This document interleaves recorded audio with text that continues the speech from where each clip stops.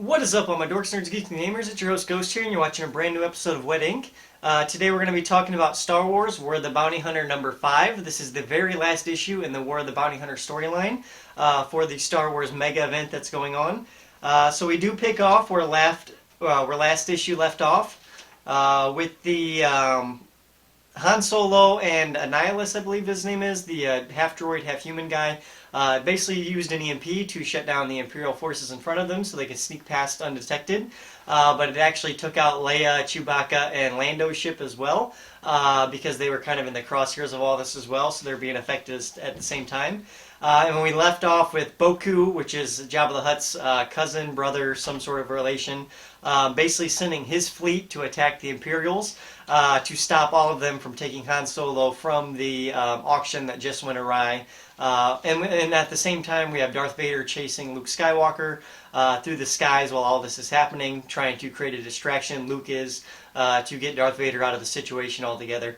So yeah, a whole lot going on going into this final issue. But we pick off right with Boku, who actually has his whole Admiral fleet pointed at the Empire. And the Empire basically sends out their TIE fighters, and they warn Boku, if you make any more advancements, then yes, we will open fire on you, and we will consider the Hutts enemies of galactic space. So they send their TIE fighters, and Boku decides, you know what, we're going to send a message with this, and he decides to attack them. At the same time, like I said, Darth Vader is chasing down Luke Skywalker, still having very threatening conversations with him in his head, telling him, if I catch you, you better be prepared, you're not prepared, you don't understand the Force like I do, and this and that. We then cut to the crew of Lando, Chewbacca, and Leia, who finally get their ships up and running to get back into the fight and to try to get Han Solo. We cut back to Boba Fett and, oh man, what's his name? I want to get his name right. Valance. Okay, Valance. Valance and Boba Fett are still teamed up together on the ship going towards the Imperials to get the Han Solo carbonite, the whole prize that they're searching for. We still don't know who ordered Boba Fett to get Han Solo. We do end up finding out by the end of the episode, end of the issue.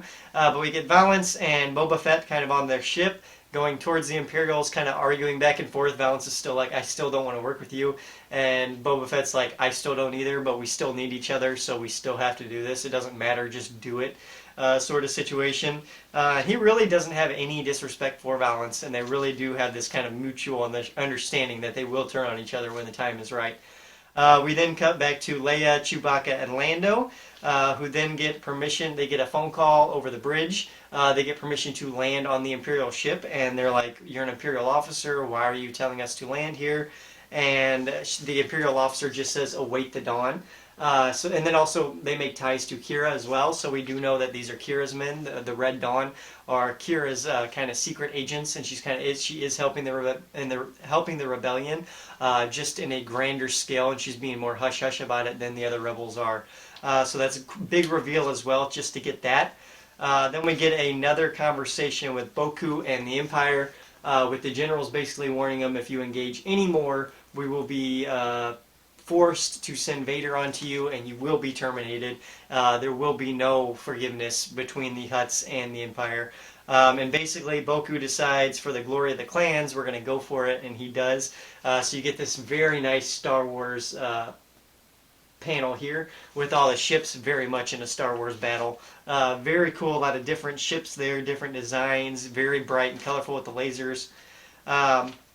Cut back to Boba Fett and Valance, who are breaking into the Imperial ship together, still sneaking around. Luckily, with the war going on outside with the Hutts and everything else, with Darth Vader and Luke Skywalker going around and everything else going on in the battlefield, there's enough distraction, so it makes it pretty easy for them to get in and out. So they get in, they get attacked by this droid, very reminiscent of, Star Wars, what was that one? The one before the original trilogy, where they steal the plans of the Death Star. I can't remember the name of it right now. I know I got it over here sitting right in front of me, and apparently I don't have it sitting in front of me. So, yep, it's not there. Okay, so, yeah, basically it reminds me of that. It's this type of droid. He's got the long body, So yeah, he basically grabs Boba Fett. Valance saves the day, cuts the droid in half.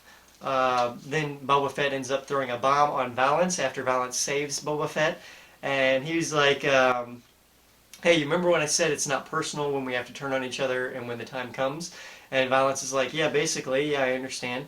And then Boba Fett throws a sticky mine on his chest and explodes him, and like literally messes this guy up. His insides are all hanging out and everything else.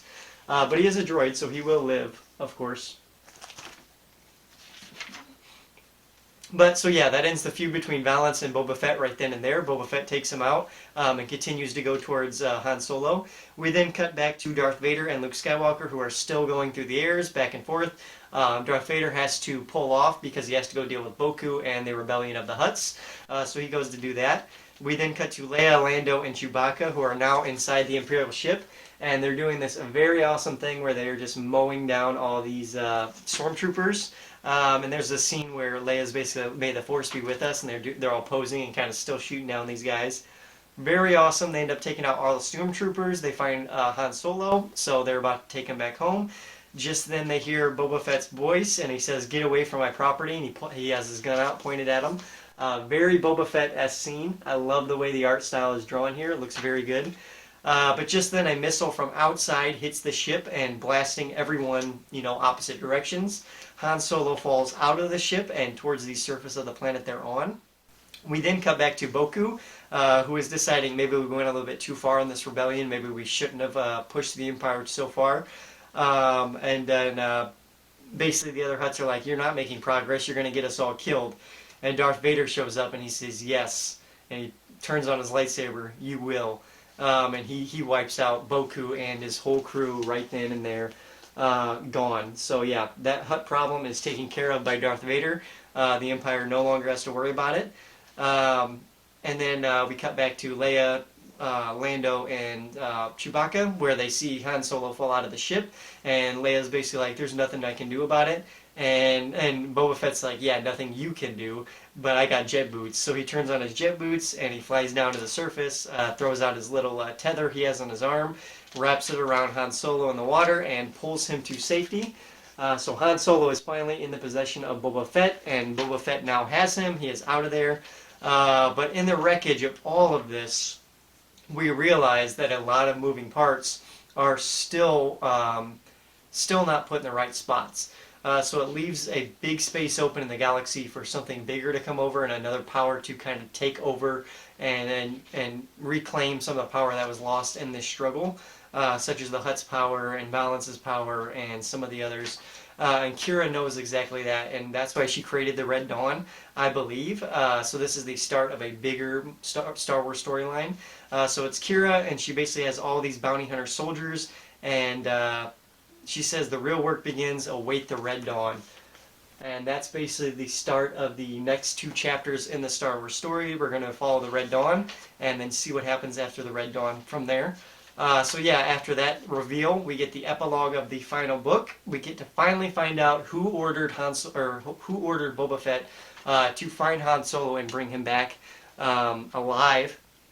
And of course, above all else, it was Jabba the Hutt. So yeah, him being at the auction was a red herring. Him opposing Boku was a red herring. He knew everything that was going to happen, and this is why I love this issue as well, is because it shows you how dangerous Jabba the Hutt really is.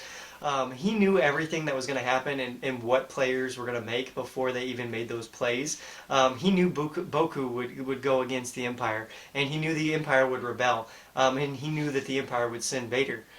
He knew all of these things, and he sent Boba Fett to fetch Han Solo to keep all of these moving parts in motion without sacrificing any of his own pawns in the play as well.